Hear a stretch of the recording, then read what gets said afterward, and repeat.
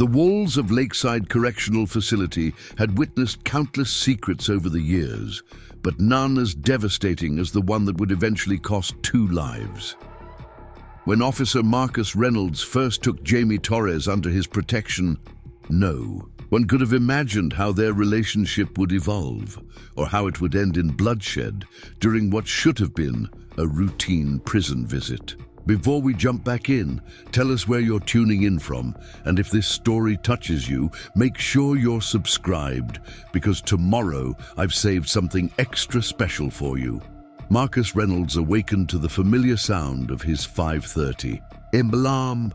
After 10 years, the early morning start had become second nature to him. He reached across the bed, feeling the empty space where Vanessa should have been. The smell of coffee drifted upstairs, signaling that his wife was already awake and preparing for her day at Pinewood High School, where she worked as a counselor.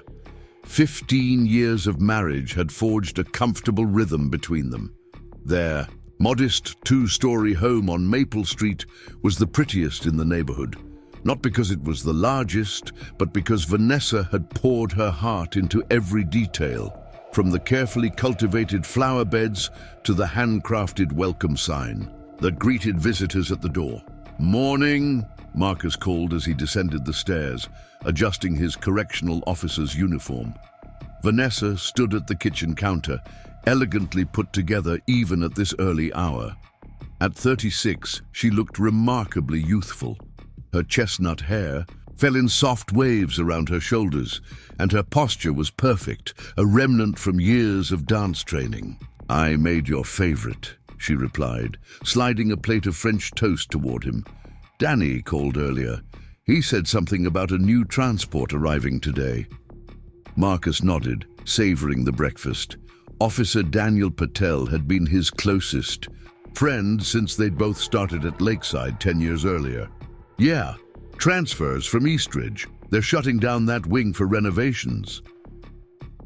"Will that mean more overtime?" Vanessa asked, concern etching her features. Marcus's long hours had been a point of tension recently. "Probably. But the extra money will help with the bathroom remodel," he answered, kissing her cheek before heading out.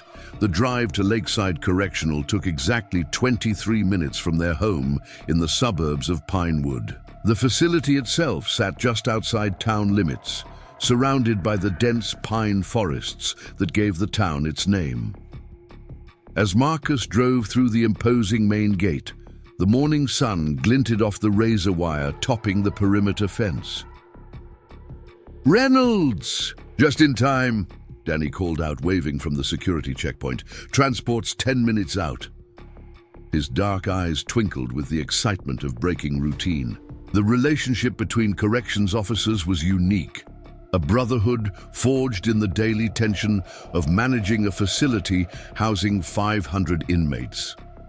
Danny had been best man at Marcus's wedding and was godfather to their daughter Emily, who was now away at college in Portland. Together, they walked to the intake area, where Director Eleanor Harrison was already waiting. At 52, the warden commanded respect with her steel-gray bob and unwavering gaze. She had risen through the ranks when female wardens were rare, and she ran Lakeside with methodical precision. "Reynolds, Patel," she acknowledged with a nod. "We've got 8 transfers coming in.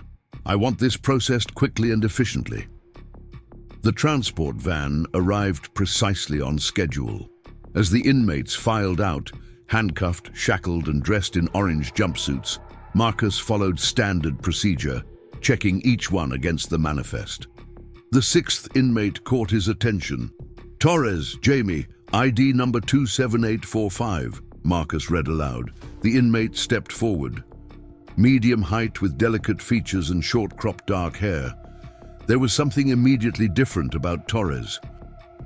A certain grace in movement despite the constraints, intelligent eyes that met his without the usual defiance or fear seen in new transfers. "Reason for transfer?" Marcus asked, following protocol. "Space reallocation," the transport officer replied. "Torres has been a model inmate. No incidents in 18 months. As Marcus processed the paperwork, he noticed the medical designation on Torres's file. The official documentation indicated that Jamie Torres was a transgender woman in the middle of transition, though housed in the male section due to state regulations about facility assignments based on legal gender markers. "Any medications?" Marcus asked, keeping his voice neutral. "Hormone therapy. Everything's in the medical file," Torres replied quietly. "Will that be a problem here?" "We follow protocol," Marcus answered professionally. "Medical will sort you out." The orientation process continued without incident. By lunchtime, all new inmates had been assigned to their cells, introduced to the facility rules, and integrated into the population. Marcus found himself assigned to supervise B Block, where Torres had been placed in a single cell, a standard precaution for transgender inmates to prevent potential conflicts. The next few weeks established a routine. Marcus observed that Torres kept mostly to herself, spending time in the library and avoiding the usual prison politics. Unlike many inmates who tested boundaries immediately, Torres seemed focused on simply serving her 5-year sentence for fraud and identity theft. It was during the 3rd week that the first unusual interaction occurred. Marcus was conducting the evening headcount when he noticed a book on Torres's bed. "The Great Gatsby," he remarked. "That's not typical prison reading." "I was an English major before." "All this," Torres replied. "Literature helps pass the time." "I read that in college," Marcus found himself saying. "Never could figure out why Gatsby was so obsessed with Daisy." "Because we all create illusions about the people we love," Torres answered. "The tragedy is that sometimes we prefer the illusion to the reality." The comment lingered with Marcus long after his shift ended. That night, as he lay beside Vanessa, who was absorbed in grading student papers, he found himself thinking about Torres's words. There was something uncomfortably familiar about them, a truth that resonated with the growing distance he'd been feeling in his marriage. The following day, during his rounds, Marcus stopped again at Torres's cell. "We've got some other Fitzgerald in the library if you're interested." A smile touched Torres's lips. "I'd appreciate that. Not much else to look forward to in here." What began as casual literary discussions gradually evolved. Torres was well-read and thoughtful, offering perspectives that challenged Marcus's thinking. He found himself bringing books from the public library under the guise of donations to the prison collection, but specifically chosen based on their previous conversations. 3 months after Torres's arrival, Marcus was supervising recreation time when a fight broke out between 2 inmates. In the chaos, he noticed another prisoner approaching Torres with clear, hostile intent. Without thinking, Marcus intervened, placing himself between Torres and the threat. "Back off, Mitchell," he warned the aggressor. "Return to your area now." Later, as the inmates were being escorted back to their cells, Torres fell into step beside him. "Thank you," she said quietly. "Mitchell's been making threats since he found out about me." "Just doing my job," Marcus replied, but both knew it was more than that. He had shown preferential protection. That evening, as Marcus completed his paperwork in the administrative office, Danny dropped into the chair across from him. "What's going on with you and Torres?" Marcus kept his expression neutral. "What do you mean?" "I've seen how you talk to her, different than the others." Danny's voice carried no judgment, just concern. "You know how this place works. People notice things." "I'm just keeping an eye on a potentially vulnerable inmate," Marcus insisted. "You know Torres could be targeted." Danny nodded slowly. "Just be careful, man. You got a good thing with Vanessa. Don't complicate your life." The warning should have been heeded, but by then, something had already shifted in Marcus. The literary discussions had evolved into deeper conversations during moments when they could speak relatively privately. maintenance closet inventories, late-night counts when other inmates were asleep, moments in the library when no one else was around. He learned about Jamie's life, how she had known since childhood that her body didn't match who she was inside, how her family had rejected her, leading to years of struggle and eventually the desperate choices that resulted in her incarceration. The vulnerability and authenticity in these conversations stood in stark contrast to the increasingly perfunctory interactions he had with Vanessa, whose focus on community appearances and social standing had grown more pronounced over the years. 6 months after Torres arrived at Lakeside, the line was crossed. It happened in Guard Tower 3, a post that was often unmanned during certain hours due to budget cuts. Marcus had assigned Torres to a maintenance detail, and they found themselves alone in the tower for 17 minutes. What began as conversation ended with a forbidden kiss, a moment of connection that violated every professional standard Marcus had upheld for a decade. "This can't happen," he said afterward, the reality of his actions crashing down on him. "But it already has," Torres replied, "and we both know it's been coming for months." From that day forward, Marcus lived a double life. Preparing and narrating this story took us a lot of time, so if you are enjoying it, subscribe to our channel. It means a lot to us. Now back to the story. At home, he was increasingly distant, citing work stress when Vanessa questioned his preoccupation. At Lakeside, he maintained a professional facade while orchestrating brief, clandestine meetings with Jamie. Each time, he promised himself it would be the last. Each time, he failed to keep that promise. The emotional affair became physical on rare, dangerous occasions, moments stolen in blind spots of the security cameras, during maintenance checks of rarely used storage areas, in the 5 minutes before shift changes when supervision was at its most lax. Marcus knew that discovery would cost him everything: his job, his marriage, his reputation in the community where the Reynolds family had lived for generations. "We could have a real life together," Jamie whispered during one of their stolen moments. "When I get out, I have less than 4 years left." The fantasy of a different future began to take hold in Marcus's mind.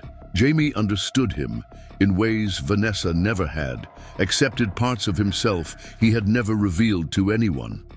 With Jamie, he didn't have to be the perfect officer, husband and father that Pinewood expected him to be. At home, the distance between Marcus and Vanessa grew wider. They moved through their routines like actors following stage directions, their conversations limited to practical matters. Vanessa threw herself into community work, chairing the education committee and organizing fundraisers, while Marcus volunteered for extra shifts that kept him at Lakeside. "Are you coming to the community center dinner on Friday?"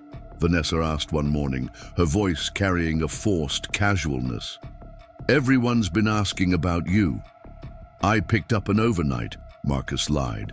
"The overtime will help with Emily's tuition next semester." Vanessa's expression flickered with hurt before settling back into polite acceptance. "Of course. I'll tell everyone you're working hard, as usual." The guilt was a constant companion, yet not powerful enough to overcome the pull he felt toward Jamie. What had begun as intellectual connection had evolved into something Marcus had never experienced before, a relationship where he felt truly seen and accepted. 8 months into their dangerous affair, the inevitable happened. Aiden Torres, Jamie's brother and only supportive family member, came for his monthly visit. Marcus, who normally avoided the visitation area when Jamie had a visitor, made an exception that day. He told himself it was professional interest, ensuring that a potentially vulnerable inmate had a safe visit. But in truth, he was drawn by a need to glimpse this part of Jamie's life. He stationed himself near the visitation room, ostensibly reviewing security protocols with another officer, but positioned where he could observe the interaction.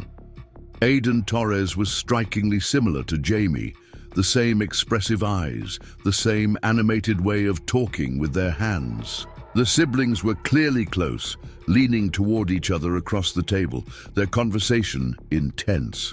What Marcus didn't anticipate was Vanessa's arrival at the facility. She occasionally brought baked goods for the officers as part of the community outreach program she coordinated, and this day was one of those unannounced visits.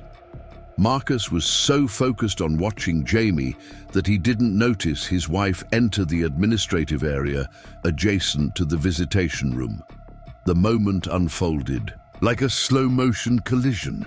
Vanessa, carrying a container of her signature cinnamon rolls, paused at the sight of her husband.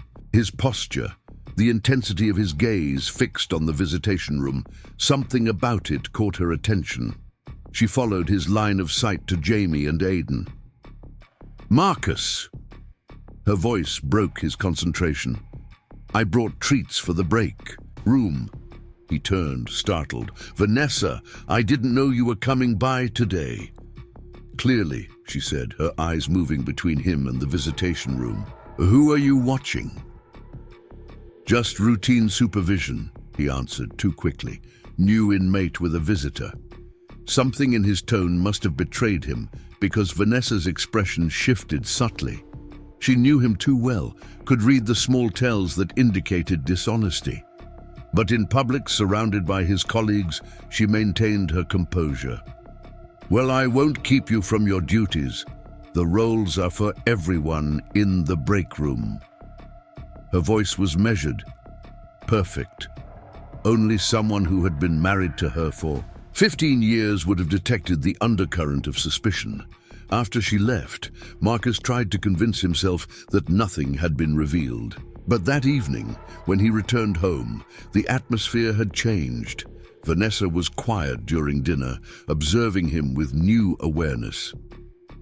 "You seem distracted lately," she finally said as they cleaned up afterward. "Is everything all right at work?" "Just the usual stress," he replied, avoiding her eyes. "Budget cuts, short staffing, nothing new." "Is there something you want to tell me, Marcus?" Her question hung in the air between them. "No," he said, forcing himself to meet her gaze. "Everything's fine." But things were far from fine. The next morning, Marcus discovered that Vanessa had checked his phone while he slept, something she had never done before. There were no incriminating texts. He had been too careful for that. But his browser history showed searches about transgender issues and transition processes, research he had done to better understand Jamie's experience. "What is all this?" Vanessa asked, holding up his phone when he entered the kitchen. "Are you involved with someone at the prison? Is that why you've been so distant?" "I've been researching for professional reasons," he lied. "We have transgender inmates, and I need to understand the protocols." "For 8 months? With increasing frequency?" Her voice remained controlled, but her hands trembled slightly. "Do you think I'm stupid, Marcus?" He should have confessed. Then should have admitted to the emotional affair at minimum, but the fear of losing everything kept him silent. "You're jumping to conclusions," he said instead. "This is work-related research." Vanessa's expression hardened. "I called Danny last night, asked him if something was going on with you at work. He got very quiet, then said I should talk to you directly." Danny's loyalty had reached its limit, as it should have. Marcus felt the carefully constructed facade begin to crumble. "It's not what you think," he began, but even he didn't know what lie would follow that opening. "Then what is it?" Vanessa demanded. "Because from where I'm standing, my husband of 15 years is having some kind of relationship with an inmate. Is that why you've been volunteering for all those extra shifts? Is that why you can barely look me in the eye anymore?" The truth hovered on his lips, but he couldn't release it. Instead, he grabbed his keys. "I need to get to work. We'll talk about this tonight." "If you walk out that door without explaining," Vanessa said quietly, "don't expect me to be here when you get back." Marcus hesitated, torn between his collapsing marriage and the pull of seeing Jamie. The coward in him won. "I can't be late. We'll figure this out later." He drove to Lakeside with his mind in chaos, knowing that his two worlds were on the verge of collision. The moment he entered the facility, he sought out Jamie, finding her working in the library under minimal supervision. "We need to talk," he said quietly, leading her to a corner where they wouldn't be overheard. "Vanessa suspects something." Jamie's expression grew concerned. "What happened?" "She saw me watching your visit yesterday. Then she checked my phone and found my search history." The admission felt pathetic even as he spoke it. "She confronted me this morning." "What did you tell her?" "Nothing yet. I left." The shame of his cowardice weighed on him. "But she knows something's wrong." Jamie was silent for a moment, processing this development. Maybe it's time to be honest. This was always going to end eventually. The reality of their situation crashed down on Marcus. There was no scenario where this ended well. If he confessed, he would lose his job, his reputation, and likely his marriage. If he continued lying, Vanessa would uncover the truth herself, which would be even worse. "I need time to think," he said finally. "Just act normal today. Don't draw attention." But normalcy was no longer possible. During morning count, Director Harrison summoned Marcus to her office, an unusual occurrence that immediately set off alarm bells. "Officer Reynolds," she said when he entered, gesturing for him to take a seat, "I received a concerning phone call this morning from your wife." Marcus felt the blood drain from his face. "My wife called you?" "She was quite distraught," Harrison continued, her expression unreadable. "She asked if I was aware of any inappropriate relationships between you and an inmate." "Director, he began, but she raised a hand to silence him. "I assured her that you are one of our most professional officers and that such behavior would be completely out of character." Harrison's eyes fixed on him with laser intensity. "Was I wrong to defend you, Reynolds?" The moment of truth had arrived sooner than he expected. Years of serving under Harrison had taught him that she valued honesty above all else, but there were limits to that value when it came to professional misconduct. "There's been no inappropriate physical contact," he lied, opting for a partial truth. "I've been counseling an inmate who's been targeted by others. Perhaps I've shown more concern than is strictly professional." Harrison studied him, clearly weighing his words. "This wouldn't happen to involve inmate Torres, would it?" The directness of the question confirmed his worst fears. Somewhere, somehow, his careful efforts at discretion had failed. Someone had noticed and reported back to Harrison. "Torres is in a vulnerable position," he said carefully. "I've tried to ensure safety and appropriate treatment." "Reynolds," Harrison sighed, "I've been doing this job for 27 years. I can recognize when an officer is crossing lines, even emotional ones." She slid a folder across the desk. "I'm placing you on administrative leave pending an investigation. Surrender your badge and keys before you leave the premises." The world seemed to tilt beneath him. "Director, please." "This isn't a discussion," she cut him off. "Go home.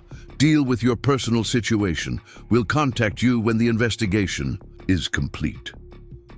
As Marcus surrendered his equipment at security, he caught sight of Jamie being escorted across the yard for work detail. Their eyes met briefly, hers questioning, his filled with the knowledge that everything was unraveling faster than he could possibly manage. He drove home in a daze, uncertain what he would find there. Would Vanessa have already packed and left as she had threatened? Would there be a chance to explain, to salvage something from the ruins of his choices?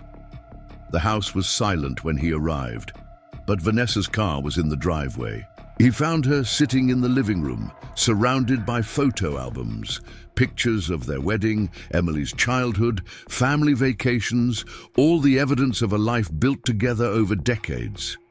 "They put me on leave," he said from the doorway. "I know," she replied without looking up. "Director Harrison called to inform me after you left her office." Finally, she raised her eyes to meet his. "Are you going to tell me the truth now, or should I keep piecing it together myself?" In that moment, looking at the woman who had stood beside him for 15 years, Marcus realized the magnitude of his betrayal. Not just the affair, but the lies, the distance, the emotional abandonment that had preceded it. "Her name is Jamie Torres," he began, taking the first step down a path from which there would be no return. "In tomorrow's conclusion, we'll see how this confession unfolds and the tragic events that transform a prison affair into a murder case that shocked the entire community of Pinewood. Make sure you're subscribed so you don't miss the stunning conclusion of this true crime story." Vanessa sat motionless as Marcus confessed everything.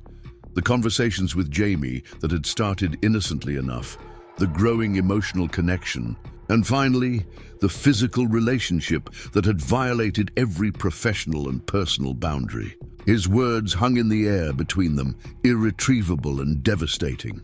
"How could you?" she whispered when he finally fell silent. 15 years, Marcus. 15 years, and you throw it all away for someone you've known less than a year. "It's not that simple," Marcus replied, though he knew no explanation could possibly justify his actions. "Jamie understands parts of me that—" "Don't you dare!" Vanessa cut him off, her voice suddenly sharp. "Don't you dare tell me that an inmate understands you better than the woman who has built a life with you, who has supported your career, raised your child, stood by you through everything." Marcus had no defense. The truth, laid bare between them, was uglier than any lie he could have constructed. Vanessa rose from the couch, her movements stiff. "I need some air," she said, walking to the door. "When I come back, I want you gone." "Vanessa, please," Marcus started, but she was already closing the door behind her. Alone in the house they had built together, Marcus felt the weight of his choices crushing down on him. His career was almost certainly over. Fraternization with an inmate was grounds for immediate termination and potentially criminal charges. His marriage was in shambles. The carefully cultivated image of Marcus Reynolds, respected correctional officer and family man, had been shattered beyond repair. He pulled out his phone, staring at it for a long moment before dialing Danny's number. The call went to voicemail. Even his closest friend was distancing himself. That night, Marcus checked into a motel on the edge of town, a dingy room with water stains on the ceiling and the faint smell of cigarettes embedded in the walls. He lay on the bed, staring at the ceiling, replaying the events that had led him to this point. Every decision, every justification he had made along the way, now seemed hollow. The next morning, he awoke to 3 missed calls from the prison. When he returned the call, Director Harrison's secretary informed him that his administrative leave had been converted to a termination, effective immediately, and that an investigation into potential criminal charges was underway. "Your personal effects will be packed and available for pickup at the main entrance," she added, her voice professionally detached. "Director Harrison has requested that you not enter the facility beyond the security checkpoint." Marcus hung up, unsurprised but still devastated. He had known this was coming from the moment Harrison had placed him on leave, but the finality of it, the complete severance from the career that had defined him for a decade, hit hard. He tried calling Vanessa again, but his calls went unanswered. When he drove past their house, her car was gone. A neighbor mentioned seeing her leave early that morning with a suitcase, likely headed to her sister's place in Portland. For 3 days, Marcus existed in limbo, holed up in the motel room, leaving only to pick up fast food and cheap liquor. He tried calling Jamie at the prison, but as expected, his calls were rejected. He even attempted to reach out to Aiden Torres, hoping for information about Jamie's situation, but the number had been disconnected. On the fourth day, there was a knock at his motel room door. He opened it to find Danny standing there, his expression grim. "You look like hell," Danny said, taking in Marcus's unshaven face and rumpled clothes. "What are you doing here?" Marcus asked, stepping aside to let him in. "Checking on you," Danny replied. "You've made a mess of things." "Man, but you're still my friend." Danny's loyalty, unexpected after everything that had happened, broke something in Marcus. He sank onto the edge of the bed, his head in his hands. "How's Jamie?" he asked after a moment. Danny sighed. "In protective isolation. Harrison found out about everything. The meetings in Guard Tower 3, the maintenance closet. Someone had been documenting it all for months, just waiting for the right moment." "Who?" "Officer Brooks. He'd been suspicious since February, started keeping a log, taking pictures when he could." Marcus nodded slowly. Brooks had always been by the book, ambitious in a way that made other officers wary. Of course he would have documented everything, waiting for the perfect opportunity to bring down a senior officer and curry favor with administration. "And Vanessa?" Marcus asked. "She filed divorce papers yesterday," Danny said quietly. "It's all over town." The news, though expected, still felt like a physical blow. "I've ruined everything," Marcus whispered. "Yeah, you have," Danny agreed, brutally honest. "But you're not the first person to blow up their life over someone they shouldn't have been with." Danny stayed for another hour, providing what little information he could about the ongoing investigation. When he left, he promised to check in again, but made no attempt to sugarcoat the gravity of Marcus's situation. Alone again, Marcus made a decision. If there was any chance of salvaging anything from this disaster, he needed to see Jamie one more time, to apologize, to explain, to find some kind of closure. He knew visiting would violate the terms of his termination and potentially complicate any criminal charges, but he couldn't see any other path forward. The next day, Marcus cleaned himself up, shaved, put on his best civilian clothes and drove to Lakeside. He parked across the street, watching the main entrance and waiting for shift change when the security checkpoint would be busiest. When the time came, he walked confidently toward the visitor entrance, adopting the purposeful stride of someone who belonged there. The young officer at the check-in desk didn't recognize him. She must have been new, hired after his departure. He gave his name as Aiden Torres, knowing that Jamie's brother was on the approved visitor list. The officer checked the computer, nodded, and directed him to the visitor processing area. Marcus's heart raced as he moved through the familiar corridors now as a visitor rather than an employee.